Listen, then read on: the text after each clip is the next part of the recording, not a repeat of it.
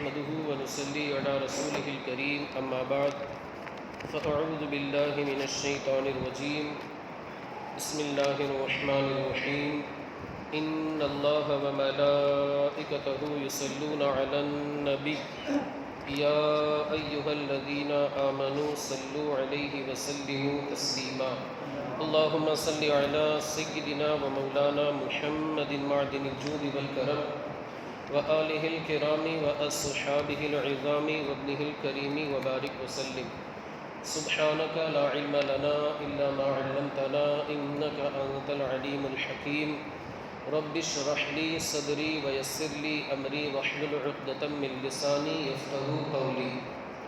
معزز سامعین کرام، جیسا کہ آپ حضرات جانتے ہیں کہ کل چاند رات ہے، اللہ نے چاہا تو کل چاند ہو جائے گا، اور اگر اللہ نے چاہا تو کل چاند نہ ہو کر کے تیسری چاند رات اگر ہے تو بدھ کے دن سے تو رمضان کی شروعات ہو ہی جانی۔ اللہ کی مرضی، اللہ کی مصلحت، جو ہمارے حق میں کرے وہ ہمارے لیے بہتر ہے۔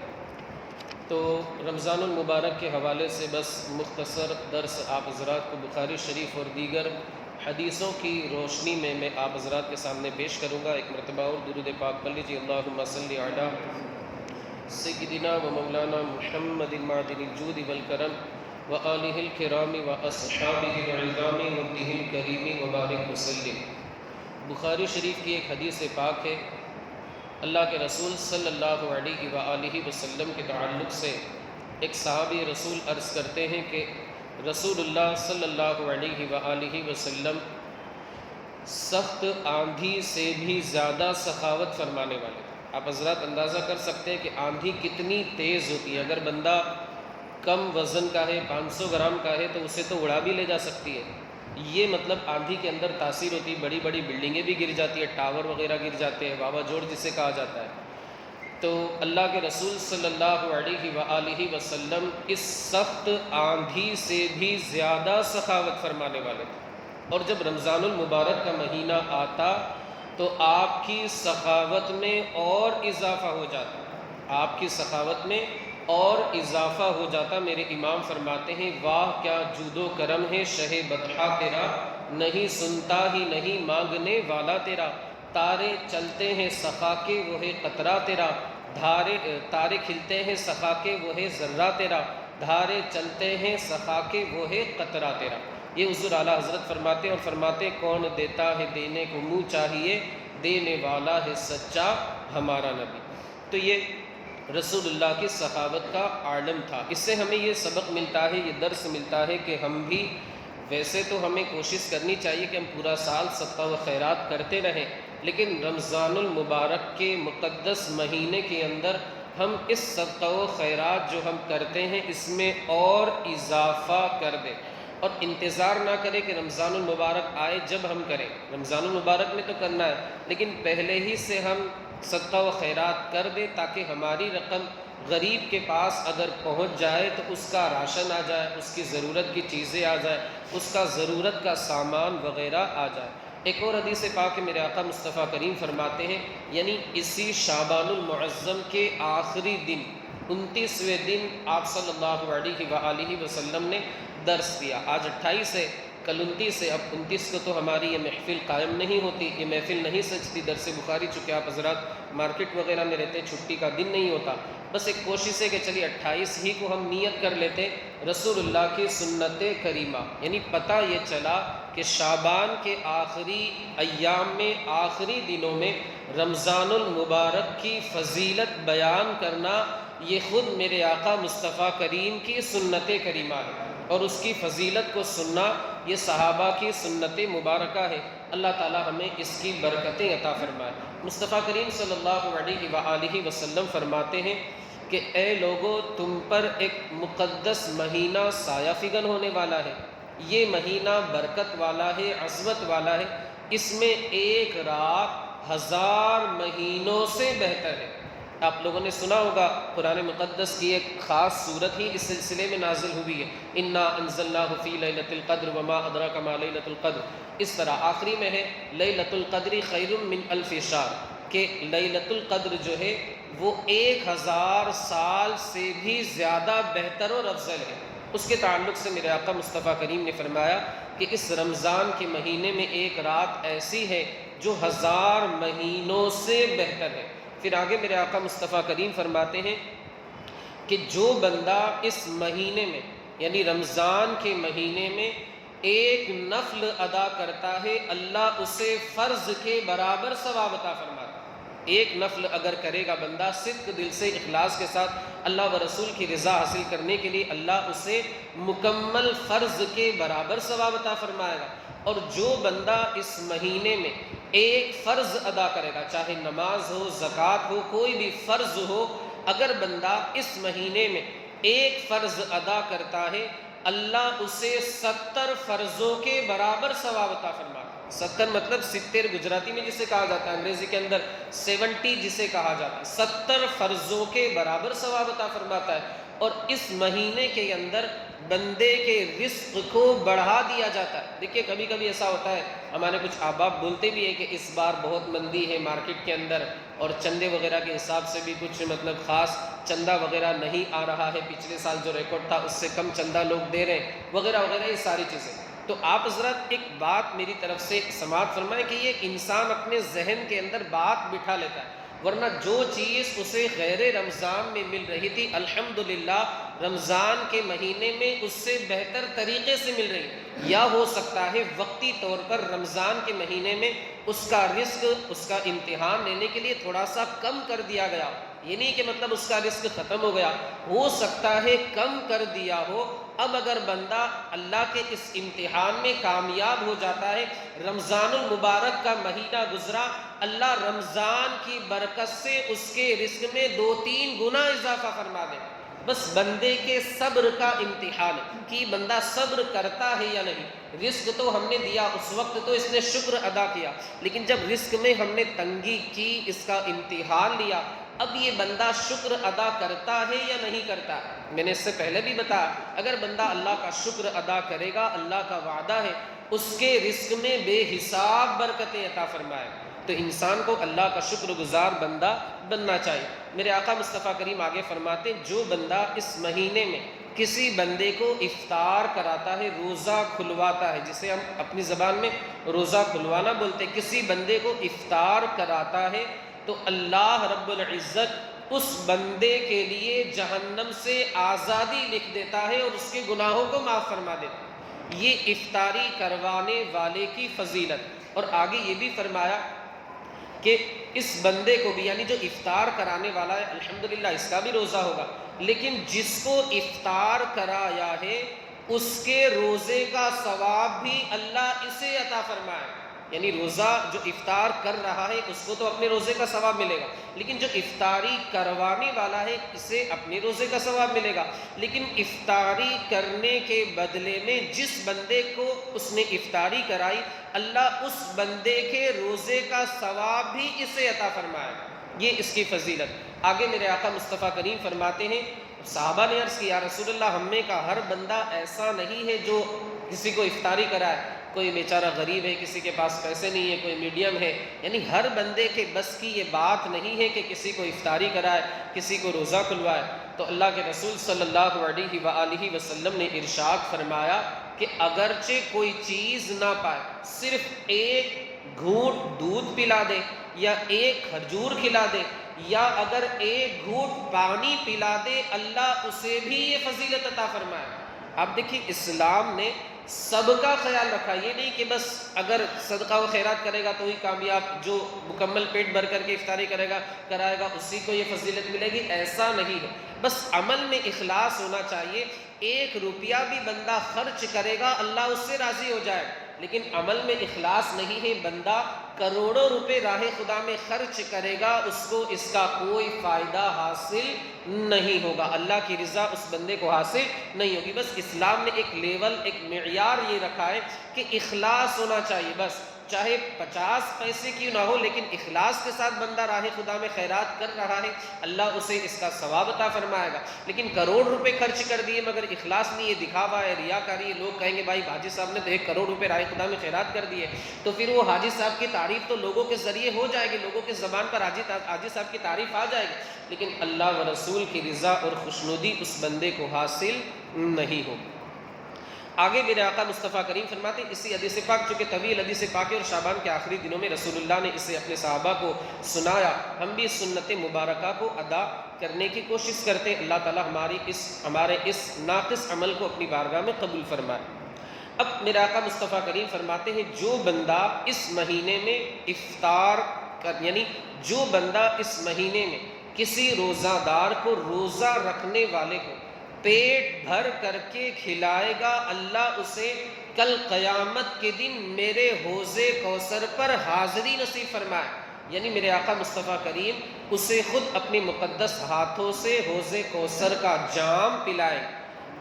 یہ اللہ کے رسول صلی اللہ علیہ وآلہ وسلم کی بارگاہ سے اسے ہدیہ ملے گا، تحفہ ملے گا۔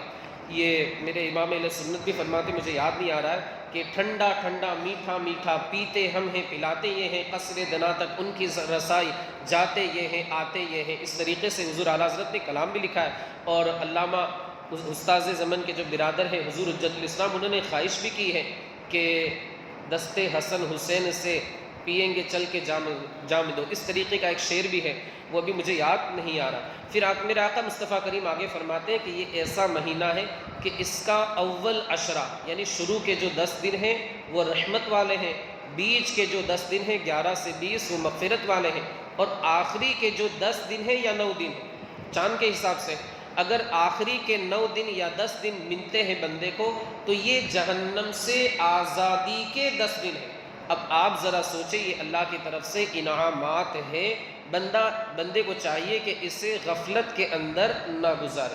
یہ حدیث پاک ابھی ختم نہیں ہوئی، بلکہ میرے آقا مصطفیٰ کریم فرماتے ہیں کہ جو بندہ اپنے جو انڈر میں کام کرنے والا ہے، خادم ہے، نوکر ہے، جو اس کے یہاں کاریگر ہے، کام کرنے والا ہے، اس کے کام میں اگر تخفیف کرتا ہے، ظاہر سی بات ہے اس کا بھی روزہ ہوگا، لیکن پورے سال جس طریقے سے کام لیتا ہے اس طرح کام نہیں لینا چاہیے۔ میرے آقا مصطفیٰ کریم فرماتے ہیں اس کے کام میں کمی کرتا ہے، ڈیوٹی جیسے 10 گھنٹے کی ہے تو 6 گھنٹے کی کر دی۔ اگر بندہ اس کے کام میں کمی کرتا ہے، اس کا خیال رکھتے ہوئے اس کو آرام دینے کے لیے، تو اللہ رب العزت جو ایسا کام کر رہا ہے اسے بھی جہنم سے آزاد فرما دے۔ یہ اللہ کی رحمتیں اس مہینے کے اندر نازل ہوتی۔ دیکھیے اکثر و بیشتر ایسا ہوتا ہے کہ جو کاریگر رہتے ہیں ان کا بھی روزہ رہتا ہے، اور وہ کس طریقے سے، اب دوسری بات، کاریگر کو تو چلو پگار مل رہا ہے، تنخواہ مل رہی ہے، اور کچھ حضرات جو ہے وہ رمضان میں بونس بھی دیتے ہیں، اور یاد رکھیں اگر آپ کو بونس دینا ہے تو رمضان میں دے، غیروں کے تہوار میں ہم کیوں بونس دیں یار؟ ہم نے تو رسول اللہ کا کلمہ پڑھا ہے، معاذ اللہ دوسرے کے دین کی ہم کیوں پیروی کریں؟ ایک ٹرینڈ لوگوں کے ذہن میں ایک بات بیٹھ گئی ہے کہ جو غیر اپنے تہواروں میں بونس دیتے ہیں ہم بھی ان کے تہواروں میں اپنے جو مسلمان کاریگر ہیں اس کو بونس دیں گے۔ یار ہم رسول اللہ کے عاشق ہیں، دعویٰ کرتے ہیں، رسول اللہ کے غلام ہیں، تو جو رسول اللہ کا دین ہے اس کی پیروی کریں گے یا غیروں کے جو تہوار ہیں اس کی پیروی کریں گے؟ تو خدا را مجھے تو یقین ہے کہ آپ حضرات ایسا نہیں کرتے ہوں گے، لیکن بہت سارے مسلمانوں میں یہ چیز رائج ہے کہ غیر اپنے تہوار میں نئے سال کی شروعات ہو رہی ہے تو بونس دیتے تو ہم بھی اسی طرح دیں گے۔ ایسا آپ کو نہیں کرنا، یہ اصل مہینہ ہے برکتیں لوٹنے والا، رحمتیں لوٹنے والا، یہ اصل مہینہ ہے۔ اب ایک بندہ ہے، دیکھیے اسلام نے سب کا خیال رکھا ہے، وہ کام کرتا ہے، لاری وغیرہ لے کر کے نکلتا ہے، ظاہر سی بات ہے رمضان میں وہ پورا دن روزہ رکھ کر کے یہ کام نہیں کر سکتا، پیاس لگے گی، باہر دھوپ رہتی ہے، تھکن کا احساس ہوگا، محنت مشقت کرے گا، تھک جائے گا، روزہ مکمل نہیں کر پائے گا۔ اب اگر وہ مستحق ہے، گھبرانے کی ضرورت نہیں ہے، زکوٰۃ اسلام نے مسلمان کے اوپر، مالک نصاب کے اوپر فرض کر دی ہے، تاکہ وہ غریب جو لاری لے کر کے نکلتا ہے آدھا دن کام کرے، آدھا دن آرام کرے۔ اب یہ جو آدھا دن آرام کر رہا ہے، کام نہیں کر رہا ہے، ظاہر سی باتیں پورا دن کام کرتا ہے زیادہ کماتا ہے، آدھا دن کام کرتا ہے کم کماتا ہے۔ اب یہ جو کمی ہوئی، اس کمی کو اللہ نے زکوٰۃ کے ذریعے پورا فرما دیا۔ اگر وہ بندہ مستحق ہے تو، یعنی اسلام نے انسان کا، مسلمان کا کس طریقے سے خیال رکھا ہے، کہیں بھی اسلام نے مسلمان کو اکیلا نہیں چھوڑا ہے، اس کا مکمل طریقے سے خیال رکھا ہے۔ اور ہر تہوار میں آپ دیکھیں صدقے کی ترغیب دی گئی ہے، چاہے بقرہ عید ہو، صدقہ فطر ہے، زکوٰۃ ہے، یعنی ہمیں کثرت سے صدقہ کرنے کی ترغیب دی گئی ہے کہ آپ اکیلے تہوار نہ منائیں، کیونکہ اسلام جو ہے صرف میں کھاؤں، میری فیملی کھائے، ہم خوش رہے، اسلام یہ نہیں کہتا، بلکہ اسلام تو یہ کہتا ہے کہ اللہ و رسول کی خوشنودی اس میں ہے کہ تو بھی کھا، تیری فیملی بھی کھائے، تیرے پڑوس والے بھی کھائے، اور مسلم معاشرہ بھی کھائے، یقیناً تو نے ایسا کیا اللہ بھی راضی ہو جائے گا، اس کے رسول بھی راضی ہو جائے گا۔ یہ اسلام ہمیں سکھاتا ہے، تو ہمیں سارے لوگوں کو لے کر کے چلنا ہے۔ ایک اور حدیث پاک ہے، اللہ کے رسول فرماتے ہیں کہ جب یہ مہینہ آتا ہے تو اللہ اس مہینے کی ہر رات میں، ہر شب میں 10 لاکھ لوگوں کو جہنم سے آزاد فرماتا ہے۔ کتنے؟ 10 لاکھ۔ یہ تو ایک حساب ہے، ورنہ اللہ کی رحمت تو بہت وسیع ہے، ہمارا ذہن بھی وہاں پر نہیں پہنچ سکتا۔ اب یہ سلسلہ روزانہ چلتا رہتا ہے، یعنی روزانہ 10 لاکھ لوگوں کو جہنم سے آزاد فرماتا ہے۔ ایک دن ہو گیا 10 لاکھ، دوسرے دن 20 لاکھ، 30 لاکھ، 40 لاکھ، 28 دنوں تک یہ سلسلہ چلتا رہتا ہے۔ کتنے ہو گئے؟ 2 کروڑ 80 لاکھ۔ آپ لوگوں کا تو حساب ماشاءاللہ ایک مثال دی جاتی ہے کہ ان لوگوں کا حساب کوئی ان کو ہرا نہیں سکتا، ماشاءاللہ اچھی بات ہے، ہونا بھی چاہیے، ہاں جو حساب تو پکا ہے ایسے کہا جاتا ہے۔ تو 28 راتوں کے اندر کتنے ہو گئے؟ 2 کروڑ 80 لاکھ۔ اب جب 28ویں 29ویں شب آتی ہے تو جتنے ان 28 دنوں کے اندر اللہ رب العزت نے جتنے لوگوں کو جہنم سے آزاد فرمایا تھا، ان سارے لوگوں کے برابر اس ایک دن میں بندوں کو جہنم سے آزاد فرما دیتا، یعنی 28 دن کے اندر 2 کروڑ 80 لاکھ اور 29 دن کے اندر 2 کروڑ 80 لاکھ ایک ہی دن میں جہنم سے آزاد فرما دیتا۔ میں نے آپ کو بتایا ایک گنتی ہے، حساب ہے، ورنہ اللہ تو بے شمار ان گنت لوگوں کو جہنم سے آزاد فرماتا ہو۔ آگے میرے آقا فرماتے جب عید کی رات آتی ہے، اللہ اپنی خاص تجلی فرشتوں کی جانب فرماتا ہے اور ارشاد فرماتا ہے، اے میرے فرشتوں ذرا یہ بتاؤ اس بندے کا کیا بدلہ ہے جس نے بھرپور کام کیا، مزدوری کو مکمل طریقے سے ادا کر دیا، اس کا صلہ اسے کیا ملنا چاہیے۔ حالانکہ اللہ کو خوب معلوم ہے، لیکن فرشتوں کی زبانی رمضان کی قدر کرنے والے کا جو انعام ہے وہ فرشتوں کی زبانی اللہ سننا چاہتا ہے اور اپنے بندوں کو سنانا چاہتا ہے، اللہ تعالیٰ کے خوب جانتا ہے۔ اب فرشتے عرض کرتے اس کا حق یہ ہے کہ اسے بھرپور بدلہ دیا جائے۔ اب اللہ کی رحمت کو جوش آتا ہے، رب قدیر کا دریائے رحمت جوش میں آتا ہے اور اللہ ارشاد فرماتا ہے، اے میرے فرشتوں گواہ ہو جاؤ، جو بندہ رمضان کی قدر کرتا ہے میں نے اس کے سارے گناہوں کو معاف فرما دیا اور اسے جنت کے اندر داخل فرما دیا۔